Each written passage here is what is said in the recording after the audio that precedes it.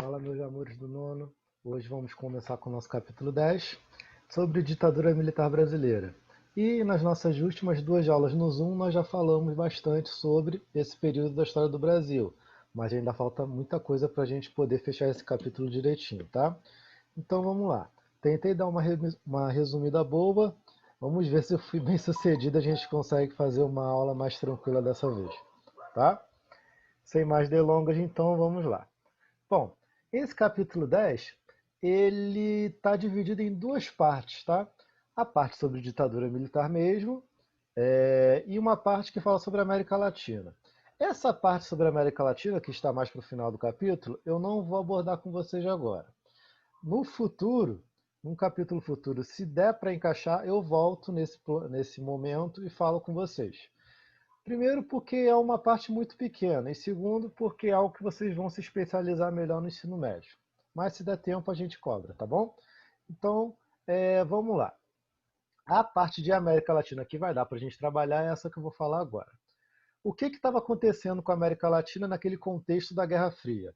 Isso tudo aqui, boa parte eu já falei com vocês. Nós tivemos a Operação Bradesco em 64, na qual os Estados Unidos se comprometeram a intervir no Brasil, caso o golpe civil-militar, né, empresarial militar, não tivesse sido bem sucedido, mas como o João Goulart não apresentou resistência, eles não precisaram colocar essa operação em prática. Nós temos a dinâmica da Operação Condor, que começa ali com a criação da CIA em 1975 e vai até 1989, na qual os Estados Unidos iriam coordenar política e militarmente várias ditaduras latino-americanas, tá? Como o caso do Brasil, da Argentina, do Chile, por aí vai. Uma outra característica desse período se encontra na doutrina de segurança nacional, que é uma doutrina criada logo após a Segunda Guerra Mundial, que é um conjunto de ideologia, né, pensamento de combate às ameaças comunistas nos países capitalistas. É uma ideologia organizada pelos Estados Unidos e que vai influenciar o Brasil quando militares brasileiros passam a estudar táticas de combate, de guerra, de resistência à guerrilha armada lá nos Estados Unidos. Tá? Tanto foi assim que ela é criada em 49, lá nos Estados Unidos, e ela vai ser incorporada pelo Serviço Nacional de Informações no Brasil, órgão criado na ditadura militar, e incorporado no texto da Constituição de 1967, que é a Constituição criada aí no final do governo Castelo Branco. Tá? E além disso, nós temos também aquela diferença entre os grupos militares, né? No caso, a gente falou de três grupos, né? O grupo militar que era contrário ao regime, né? Que era contrário à ditadura, que foi contra o golpe em 64 e que acabou pagando o preço por isso. E dos grupos que fizeram parte da ditadura militar, nós temos a linha dura e o grupo da Sorbonne, que era aquele grupo que aparecia como mais moderado, entre aspas, tá bom? Dito isso, vamos lá. Em 64, logo após que João Goulart é deposto do cargo de presidente da República através do golpe, foi criada uma junta militar provisória, enquanto o presidente da Câmara dos Deputados, Ranieri Mazzilli, declarou vaga a presidência da República e assumiu o poder temporariamente, como afirma a Constituição, né, e tudo mais. A gente já falou, né, não é que João Goulart é, saiu, deixou a presidência vaga. Ele foi retirado da presidência, né? Então não era algo que ele estava fazendo, né? Que ele estava permitindo, né? Ele acabou sofrendo as consequências do golpe. Enfim, durante o governo Castelo Branco, nós teremos algumas das primeiras estruturas que vão basear todo o governo ditatorial.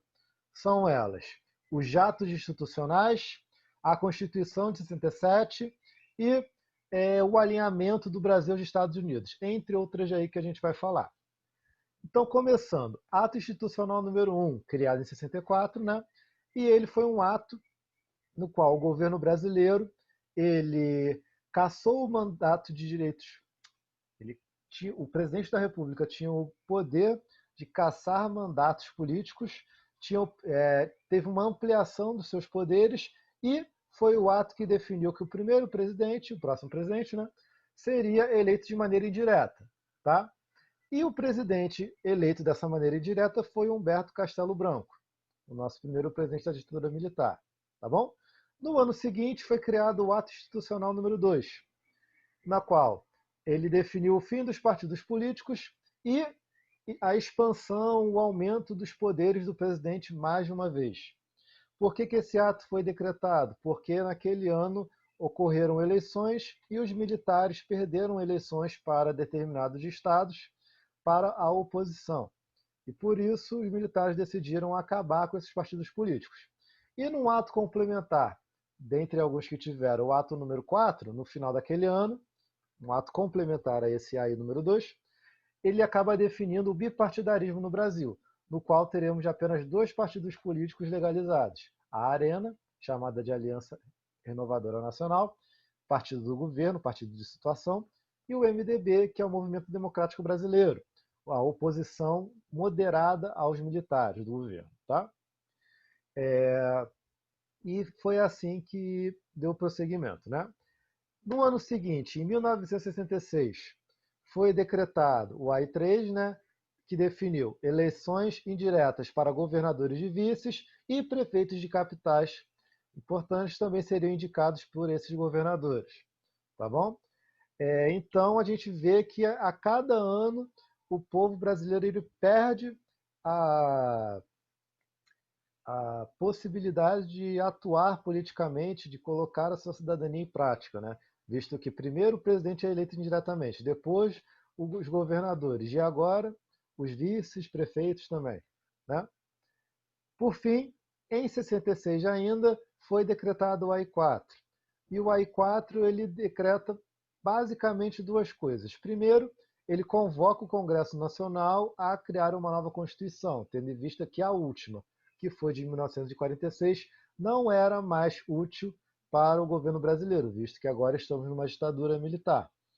Então, até mesmo para você proteger esses atos institucionais, ou seja, para você considerá-los como leis realmente, você cria uma nova Constituição para dar validade a tudo isso que está sendo mudado. Tá bom? Para dar sentido, né? Para dar validade, justificar. Além disso, o AI-4 também criou a Lei da Imprensa e a Lei da Segurança Nacional, que, em outras palavras, foram leis que já começaram com a censura no Brasil e é, fiscalizavam, vigiavam os movimentos de oposição ao governo militar. Tá? Então, qualquer movimento que fosse considerado subversivo se enquadrava na Lei de Segurança Nacional e o governo tinha autoridade para interferir. Tá? Além disso, no governo Castelo Branco, nós temos o alinhamento do Brasil aos Estados Unidos. E o que isso significa? Que aquela política externa do Jânio Quadros e do João Goulart de, de manter o Brasil enquanto uma nação não alinhada à Guerra Fria, isso não existe mais. Agora o Brasil comprou a Guerra Fria do lado dos Estados Unidos. Além disso, Castelo Branco ele fará algumas mudanças também, como por exemplo, ele cria o Plano de Ação Econômica do Governo, o PAEG. E o que o PAEG representou? Uma série de medidas econômicas para tentar tirar o Brasil daquela crise econômica que ele já vive há décadas. E como o governo vai tentar fazer isso? Através de cortes de gastos sociais, aumento dos impostos, controle dos salários, ou seja, os salários vão deixar de subir por um tempo, ano após ano, diminuição dos créditos, ou seja, dificilmente você vai conseguir receber um empréstimo muito grande de um banco, entre outros fatores, entre outras medidas. Esse plano não vai dar certo, a crise brasileira permanece e ela só vai ser resolvida brevemente, muito brevemente, com o milagre econômico brasileiro do final do governo Costa e Silva e governo Médici. Mas mesmo assim, não vai ser lá uma situação muito boa. Enfim, foi criado também o FGTS, que a gente tem até hoje, que é o Fundo de Garantia por Tempo de Serviço. O FGTS, basicamente, como é que eu posso dizer? É um benefício que o trabalhador recebe quando ele é demitido de emprego de carteira assinada, em que ele recebe lá um benefício rescisório, ou seja, ele não vai sair do emprego com uma mão na frente e outra atrás. Mas isso, apesar de parecer algo positivo, é um pouco diferente, porque até então, o que que a legislação trabalhista dizia no Brasil? Qualquer trabalhador que ficasse numa empresa trabalhando após 10 anos de serviços contratados, né, tudo mais, ele teria estabilidade naquele emprego. Com a criação da FGTS, essa estabilidade não existe mais. Isso no serviço particular, no serviço privado. No serviço público, a estabilidade permanece até hoje.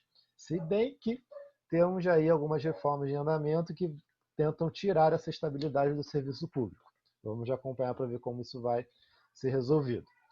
Então, o FGTS aparece como uma alternativa do governo de retirar essa estabilidade dos trabalhadores que trabalhavam mais de 10 anos numa mesma empresa e não poderiam ser demitidos, a não ser com pagamento de uma multa muito grande. Isso vai aliviar o lado dos empresários que queriam renovar a sua mão de obra.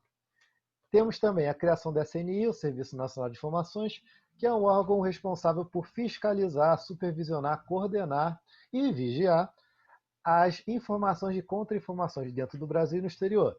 Ou seja, se tem um grupo de esquerda guerrilheiro se organizando para enfrentar a ditadura em algum lugar, o SNI vai ser o órgão responsável por descobrir isso e notificar outros órgãos responsáveis para repreender esse movimento. Por fim, temos a criação da Constituição de 1967. Diferente dessa Constituição, eu não coloquei as características dela aí. E o livro de vocês também, acho que mal fala sobre ela. Por quê? Porque durante a ditadura militar, o que vale mais são os decretos presidenciais, os atos institucionais e tudo mais. A Constituição de 67, ela basicamente vai ser o modelo constitucional que vai permitir com que esses atos continuem valendo ao longo da ditadura militar. Tá bom? Dito isso, Castelo Branco, ele deveria governar até 66, o que era o acordado, né? Mas ele se estende até 67, quando ele sai do poder, e o Costa e Silva é eleito indiretamente por pressão da ala linhadura do Exército. Né? E aí, com o governo Costa e Silva, a ditadura ela continua no seu crescimento do autoritarismo e tudo mais. Ainda mais porque o Costa e Silva, diferentemente do Castelo Branco, ele faz parte do grupo da linha dura. E o grupo da linha dura entende que a ditadura militar ela deve perdurar por mais de um bom tempo. Ao contrário do grupo da Sorbonne, que entendia a ditadura como algo passageiro. Com o Costa e Silva, então, teremos o seu governo de 67 a 69. E junto dele, nós teremos o início dos anos de chumbo, no qual o governo brasileiro ele vai cada vez mais, né, exponencialmente aumentando o seu autoritarismo e teremos os primeiros grupos organizados, né, de peso contrários ao autoritarismo da ditadura militar, contrários ao regime militar como um todo. Podemos falar de 3 momentos em especial aqui. Né? 3 momentos? 3 momentos. O resto eu falo depois. Que foram a organização da Frente Ampla, que eu já falei para vocês, que foi a união de Juscelino Kubitschek, Carlos Lacerda e João Goulart, preocupados em derrotar a ditadura militar e buscaram apoio político para restaurar a democracia. Mas por que o Carlos Lacerda, se ele era da UDN e a UDN até então era aliado dos militares? Porque a UDN fazia parte daquele grupo político que entendia a ditadura militar como algo passageiro. E quando ela percebeu que os militares chegaram para ficar, ela mudou de lado. E o Lacerda foi um dos primeiros a mudar. Inclusive, o Lacerda foi perseguido pelo regime militar também. Então, além do mais, essa situação piorou quando nós tivemos com a AI-2 o fim dos partidos políticos. E a UDN era um partido político. Bom, então essa união um pouco improvável de Juscelino, Lacerda e João Goulart, ela tenta, mas não é bem sucedida. Como nós falamos, suas lideranças acabam morrendo. O Juscelino Kubitschek, a princípio, num acidente automobilístico que se provou ser trama dos militares, ou seja, um atentado. O João Goulart e o Lacerda morrem por problemas de saúde, se eu não me engano, mas todos morrem num período muito próximo, ali em 75, 76, não? Deixa eu ver aqui, João Goulart morre em 76. Carlos Lacerda morre em 77. E o Juscelino Kubitschek morre em 76 também. Né? Então tá aí. Enfim, Além desse movimento político aí, desses grandes nomes de peso, né, da política nacional, nós temos também dentro do ano de 68, chamado de O Ano que Não Terminou, porque foi um ano que marcou profundamente a história da sociedade brasileira e, por consequências desse ano, nós temos visões sobre a ditadura militar presentes até hoje no imaginário social, na mentalidade das pessoas, tanto positivas quanto negativas. Tá? Mais negativas do que positivas, acredito eu, e com razão. É, bom, é, sobre aquele ano, nós teremos a Passeata dos 100 mil, que foi um movimento composto principalmente por estudantes secundaristas universitários que estavam reagindo à morte do estudante Edson Luiz em março naquele ano.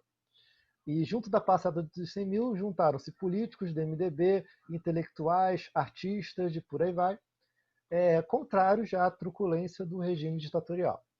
Além disso, naquele ano temos também o discurso do deputado Márcio Moreira Alves, do MDB, que é um discurso que ataca diretamente a truculência, a violência, né, do regime autoritário, do regime militar. E como que os militares no poder, como que o Costa e Silva reage a esse enfrentamento da passeata dos 100 mil e do discurso do deputado Márcio? Ele exige que, primeiro, o deputado Márcio seja cassado de seu mandato. O Congresso Nacional não atende essa reivindicação do presidente, e o presidente, já que ele tem amplos poderes, ele cria um ato institucional que vai aumentar os seus poderes ainda mais, que é o AI número 5, em 68, criado no final de 68, em novembro, se eu não me engano, não tenho certeza agora. Enfim, o AI-5 decretava, entre outras coisas, as principais aqui. Primeiro, o presidente da República tem o poder de decretar o recesso do Congresso Nacional a qualquer momento. Basicamente, o presidente pode fechar o Congresso Nacional quando ele bem entender. Segundo, o presidente tem o poder agora de caçar mandatos parlamentares. E agora ele pode caçar o mandato de quem? Do Márcio Moreira Alves. Terceiro, o presidente agora pode interferir diretamente em estados e municípios.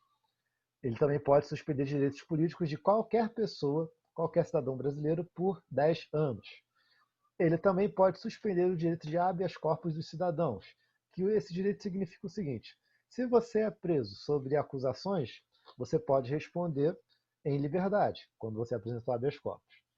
Mas se você não tem direito de habeas corpus, você vai responder dentro da cadeia mesmo, até você, até você ser solto ou condenado. Né? E a censura prévia foi imposta. Então a gente tem um aumento da censura, no caso com a censura prévia. O que é a censura prévia? Fiscais do governo visitam, frequentam redações de jornais, obras de teatro, cinema e tudo mais. Tudo isso para ver se tudo que está sendo produzido de informação e de cultura, né, corresponde aos valores defendidos pela ditadura militar, os valores éticos, morais, não são subversivos, né?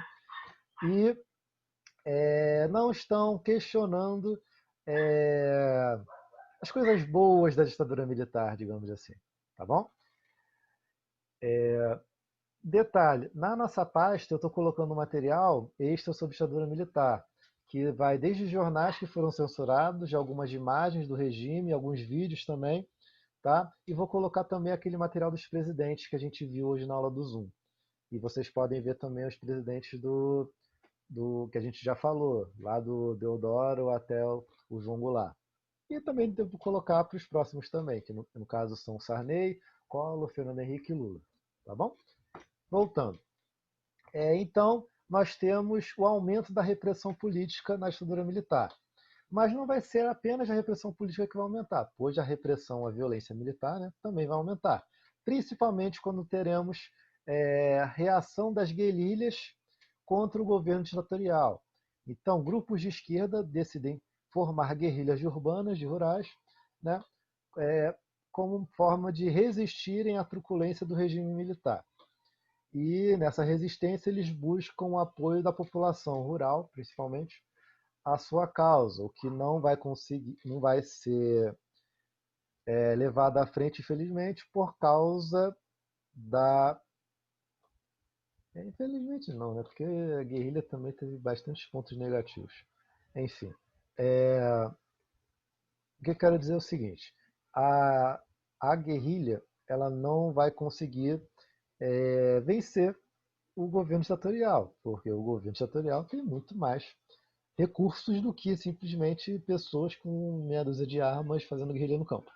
Enfim, mas as guerrilhas tiveram algumas participações importantes. Numa delas, nós tivemos o sequestro do embaixador dos Estados Unidos, o Charles Burke Elbrook, pela guerrilha urbana. Esse sequestro se dá no momento em que o Costa e Silva está afastado por motivos de saúde e há uma certa instabilidade política dentro da ditadura militar.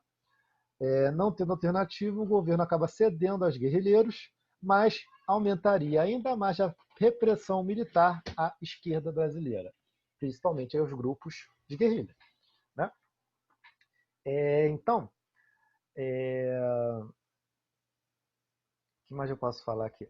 Temos a formação de grupos de guerrilha, como a ALN, Aliança Libertadora Nacional, a VAR Palmares, Vanguarda Armada Revolucionária, na qual a ex-presidente Dilma fez parte, e o MR8, Movimento Revolucionário de 8 de Outubro. Tá? Fica aí a dica para vocês se interarem sobre o que foram esses movimentos de guerrilha e procurarem saber e formar a própria cabeça de vocês, a opinião de vocês, se esses movimentos foram mais positivos do que negativos ou o contrário, tá bom? E se vocês fizerem isso, a gente pode debater em aula e seria um debate bem interessante. Porque eu confesso que eu conheço pouco sobre essas guerrilhas, eu conheço mais o que a gente trabalha mesmo na escola, visto que a ditadura não é a minha área de formação, né? Minha área de formação foi a Idade Moderna. Mas é sempre interessante a gente dar uma pesquisada sobre esses temas daí. E como tem morte, violência e tudo mais, eu sei que tem uma galera aí que gosta, então pode ser interessante mesmo para vocês estudarem. Enfim, em 69 o Costa e Silva sofre um derrame cerebral, um AVC, e deve ser substituído do cargo. Como não havia mais Congresso Nacional, porque o AI-5 decretou, né, concedeu o poder de fechar o Congresso ao presidente, ele teve que ser reaberto para que escolhessem diretamente o próximo presidente. E assim foi escolhido Emílio Gastarraso Médici, que vai governar o Brasil de 69 a 74. Tá? Um outro político, um outro governo da linha dura, e durante o governo Médici nós teremos o milagre econômico brasileiro, que vai de 1969 até 1973, tá? Que é o momento em que a economia do Brasil ela cresce bem até, cresce cerca de 10% ao ano, se não me engano. Isso tudo deriva, sobretudo, da atuação do ministro da Fazenda, Delfim Neto, um ministro que já está presente desde o final do governo Costa e Silva e permanece durante o governo Médici. E o Delfim Neto ele tinha uma metáfora para falar do crescimento econômico do Brasil, que era a metáfora do bolo. E o que dizia essa metáfora? Que a economia do Brasil era como se fosse um bolo dentro de um forno.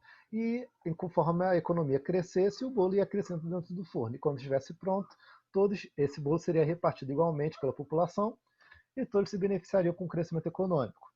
Na prática, o bolo cresceu, mas não foi repartido. Tá?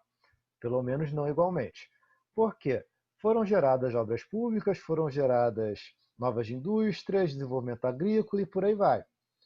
Contudo, o poder de consumo da sociedade brasileira não melhorou, a desigualdade social e a concentração de renda só pioraram e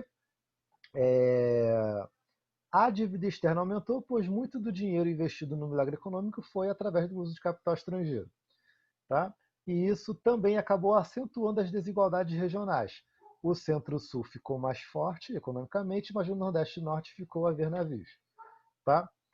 Então, apesar de nós termos tido obras de grande infraestrutura sendo realizadas no Brasil, isso acabou causando a falsa sensação de que havia emprego para todo mundo e que todo mundo vivia bem. De um lado, sim, ocorreu o crescimento dos empregos. Contudo, muitos empregos eles sofriam como eu posso dizer, com falta de reconhecimento de direitos trabalhistas, né? Ou pelo menos com uma precarização dos direitos trabalhistas, como a gente viu agora há pouco com a criação do FGTS, que retirou a estabilidade de emprego de empresas privadas após 10 anos, para dar outra coisa no lugar. Né? E no final das contas, mesmo com todos esses empregos, o poder de compra da população mais pobre não aumentou, pelo contrário, diminuiu. Então, o milagre brasileiro, por um lado, ele faz a economia do Brasil se desenvolver, mas por outro, ele tem muito daquela característica do governo JK, que através do uso de capital estrangeiro, vai chegar uma hora que a dívida vai voltar e vai voltar mais forte, tá? Enfim,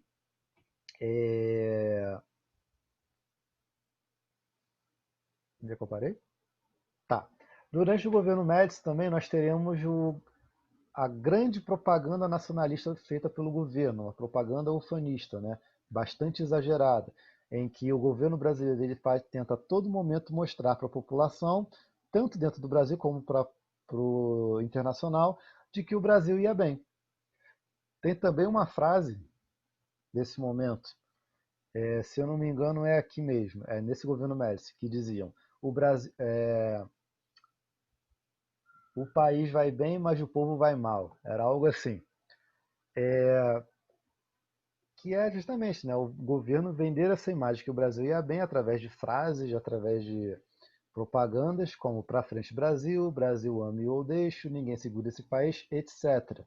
E para tentar dar validade, para tentar dar credibilidade ao que ele estava dizendo, o governo brasileiro valorizava demais o crescimento econômico derivado do milagre e também as conquistas do esporte, principalmente do futebol, com a seleção brasileira, tricampeã, se eu não me engano, tá?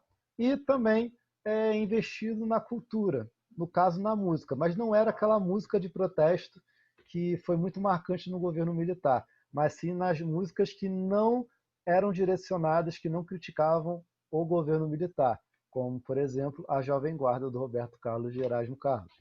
Tá? Então, isso tudo para você ofuscar os protestos que cresciam durante o governo militar, como a gente viu com a passeata, e valorizar o que o governo dizia que estava acertando. Além disso, por ser um governo da linha dura, mesmo que não fosse, né, a ditadura, nós temos também o aumento da repressão, em que o DOPS, aquele Departamento de Ordem Política e Social que falamos lá durante o Estado Novo, ele volta a ter um papel importante e junto dele temos o DOI-CODE também atuando aí nessa repressão aos opositores do regime militar. Por fim, também temos o evento da Guerrilha do Araguaia, que começa durante o governo Costa e Silva e se encerra. Agora eu não lembro se é no final do governo Médici ou é no governo Geisel, porque o ano é o mesmo, né? Mas é uma guerrilha em que partidários do PCdoB, que viria a se transformar no PCdoB, né, depois, eles decidem fugir para o interior do Brasil, sob identidades de médicos, professores e por aí vai, para tentar convencer aquelas pessoas a aderirem à causa e derrubarem o governo. No final das contas, isso não foi bem sucedido. A ditadura militar descobre a localização desses guerrilheiros e um massacre acontece, onde muitos vão ser mortos. Tá? E também temos a perseguição de lideranças, como Carlos Lamarck e Carlos Marighella. O filme do Marighella foi lançado ano passado, inclusive, se eu não me engano, pelo Wagner Moura. Ele é o personagem do filme. Ele é o Marighella, se eu não me engano. Eu ainda não vi, mas fica aí a dica aí, caso alguém se interesse pelo tema, de dar uma conferida nesse filme, se estiver disponível, é claro. Ou se não tiver, né? Eu conheço vocês. Se não tiver, a gente tem sempre o bom e velho Torrent. Enfim, dito isso, passamos para o governo Geisel, de 74 e 79. Lembrando que todos esses presidentes estão eleitos de maneira indireta, tá? Características principais do governo Geisel. O Geisel agora representa o grupo da Sorbonne, ou seja, o grupo que não é o grupo da linha dura, um grupo preocupado com o prazo de validade da ditadura militar. Ou seja, durante o governo Geisel nós temos o início do período da distensão democrática, ou seja, a abertura lenta, gradual e segura da ditadura de volta à democracia. Por que lenta, gradual e segura? Porque é uma abertura que tem que ser controlada pelos militares que estão no poder, para que eles não sofram, principalmente, as consequências de seus atos durante o governo militar. Tá bom? Como a gente vai ver com a lei de anistia criada pelo governo Figueiredo. Durante o governo Geisel, nós temos o fim do milagre econômico, tá? Com o aprofundamento da crise econômica. Para tentar resolver essa crise, o governo decide investir no Proálcool, um programa de investimento na produção de etanol no Brasil. Isso tudo, principalmente para tentar reverter o quadro causado pela crise internacional do petróleo em 73. Vocês provavelmente já devem ter falado isso em geografia, senão nós vamos falar naquela aula mais para frente que eu conversei com vocês hoje no Zoom. E para tentar também tirar um pouco do peso aí do petróleo, né, como combustível energético, né, tudo mais, ocorre a instalação de usinas nucleares no Brasil. Nesse caso, em Angra dos Reis, são duas usinas, se eu não me engano. E a criação dessas usinas ela foi bastante criticada, tanto por aqueles que questionavam o alto valor de investimento dessas usinas nucleares, como de aqueles que também atentavam para os problemas ecológicos que uma construção mal realizada poderia acabar gerando. Durante o governo Geisel, apesar de ser um governo preocupado com a abertura lenta e gradual e segura, o autoritarismo e a repressão violenta permanecem. Exemplos disso estão em 75, no assassinato do jornalista Vladimir Herzog. E o Vladimir Herzog, ele é um jornalista que havia sido preso pelo DOI-CODE, se não me engano, ou pelo DOP, não lembro agora. E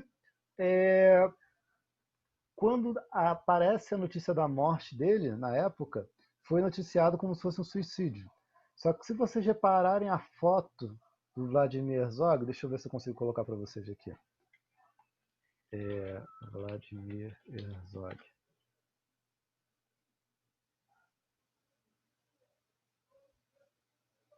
Quando vocês olham a foto do Herzog,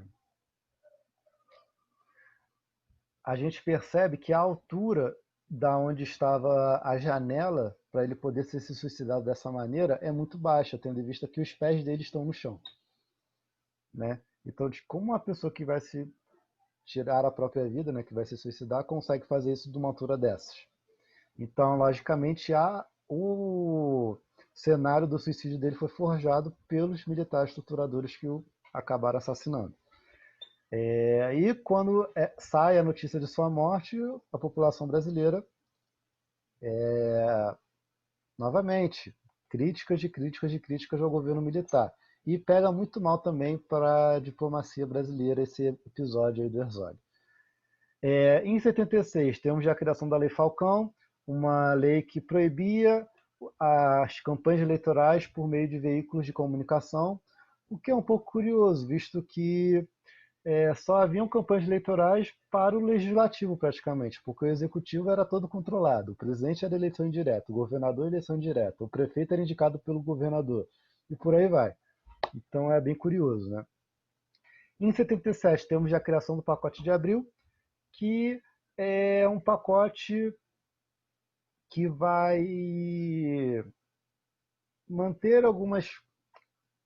Manter não, né? É um pacote que acaba mexendo um pouco na forma da organização política nacional. Por exemplo, um terço dos senadores que compõem o Senado Federal seriam biônicos, ou seja, seriam senadores escolhidos pelo governo, no caso, pelo partido da situação, do partido do governo, que no caso era sempre a Arena. Então, um terço dos senadores pertencia necessariamente à Arena, enquanto os outros 2 terços poderiam ser votados pelo povo. Nós temos a extensão do mandato de presidente de 5 para 6 anos, tá? E temos uma modificação da configuração das bancadas do Congresso.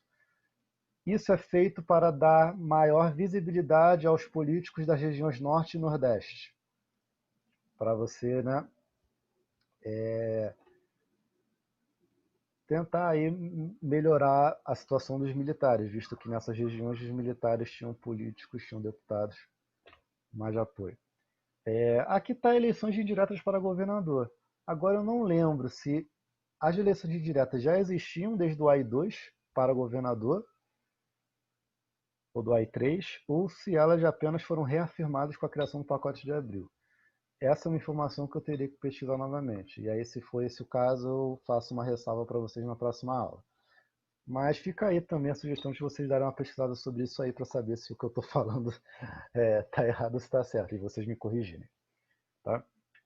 Enfim, em 78 temos uma mudança bastante importante na política nacional, que é a revogação do AI-5, aquele AI considerado o mais autoritário de todos. Tá? Lembrando, gente, que os AIs não pararam no 5, tivemos vários outros. Só que o AI-5, por ser o mais pesado, ele meio que fecha esse ciclo dos AI-5, dos AIs principais, né, nesse início da ditadura. Temos também o surgimento do novo sindicalismo, como a gente viu no videozinho dos presidentes, é um momento em que aparece o Luiz Inácio Lula da Silva como líder sindical, mobilizando a massa operária, né? E outros operários também aí se sindicalizando, sendo lideranças importantes. É o momento em que o PT ele passa a constituir a sua cara, que ele vai possuir com a redemocratização. Dito isso, chegamos no governo Figueiredo, 79 a 85, o último governo da ditadura militar. E ele mantém a abertura política, né? Tanto que há uma citação do Figueiredo antes de assumir a presidência, em 78, na qual ele diz, quando perguntado sobre a abertura política do Geisel: é para abrir mesmo, e quem quiser que eu não abra, eu prendo e arrebento. Ou seja, vai abrir nem que seja na marra. O Figueiredo, da mesma maneira que todos os outros, chegou ao cargo de presidente através de uma eleição indireta pela Arena, e a crise econômica permanece no Brasil e vai se intensificando ao longo dos anos, como nós já estamos cansados de falar aqui. Agora, características mais importantes, nós podemos falar de 4.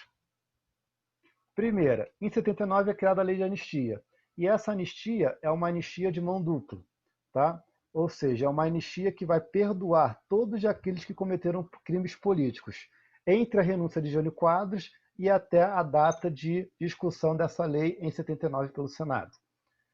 Então, mas assim, quem seria perdoado? Todos que cometeram crimes políticos.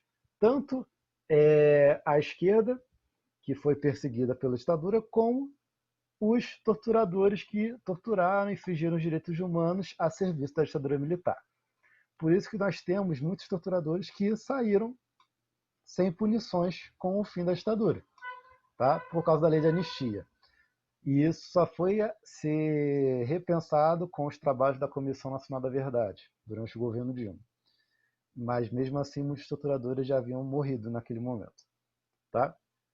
Em 79 também foi retomado o pluripartidarismo do Brasil e foram transformados, o MDB se transformou no PMDB, que hoje voltou a se chamar MDB, a Arena se transformou no PDS, e aí nasceu também o PT, o Partido dos Trabalhadores, o PCdoB, um dos partidos comunistas que sofreram a perseguição da ditadura militar e se reorganizaram aí nesse momento de retomada do pluripartidarismo, e o PDT, que é o partido que vai reunir os membros herdeiros da ideologia trabalhista de Vargas de Goulart, de João Goulart, né?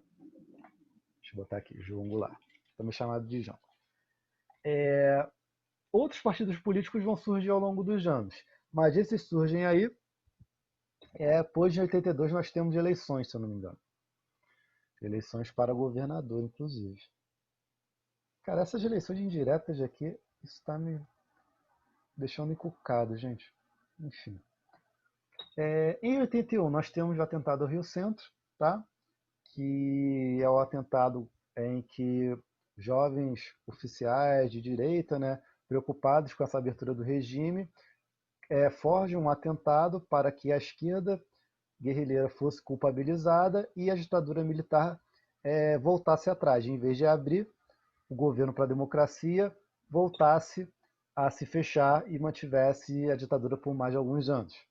Só que esse atentado vai dar errado, a bomba explode antes mesmo deles conseguirem se organizar. Por fim, em 85 nós temos as diretas já, visto que a gente chega no final do mandato do Figueiredo e estava decidido que as próximas eleições seriam decisivas para o fim da ditadura militar e o retorno da democracia. Contudo, essas eleições também seriam indiretas, mas a população, tanto grupos de esquerda como grupos de direita insatisfeitos com a ditadura militar, com a sua permanência, e aí inclui-se inclusive grandes setores da sociedade, como empresariados, que mudaram de ideia nesse momento, visto a crise econômica e a crise social e política que a ditadura ainda representava, né, e manifestava, eles se unem nas diretas já para a aprovação da emenda constitucional Dante de Oliveira, que era uma emenda que permitia eleições diretas para o próximo presidente da República. E apesar da grande mobilização, essas diretas já foram derrotadas. E as próximas eleições foram indiretas para presidente da República. Tá bom? No final das contas, nós temos Tancredo Neves, de um lado, o candidato da oposição, e o José Sarney do outro. Tancredo Neves e José Sarney, os candidatos da oposição, que foi feita uma aliança entre os grupos de oposição à ditadura militar, e ele já acabou vencendo as eleições indiretas contra os candidatos da antiga Arena, que agora é o PDS, o Paulo Maluf e o Flávio Marcílio. Contudo, Tancredo acaba falecendo antes de tomar posse, e José Sarney, através aí de uma mobilização política muito forte, acaba assumindo seu lugar. Eu digo muito forte, mas isso a gente vai falar melhor quando a gente entrar na parte de redemocratização, no capítulo 12. Bom, gente, a matéria ficou grande, ainda tem um pedacinho sobre cultura, mas isso a gente pode discutir pelo Zoom, tá? Eu vou ficando por aqui, assistam a videoaula, tem um material na pasta que eu vou colocar agora para vocês, e a gente continua semana que vem, tá? E façam os exercícios aí que eu vou colocar no grupo dos pais amanhã, quarta-feira, para a gente fazer na terça-feira que vem. Basicamente é isso, gente. Vou ficando por aqui e a gente continua na próxima aula, tá bom? Espero que tenha dado certo essa aula. Bom, vou indo. Tchau, tchau.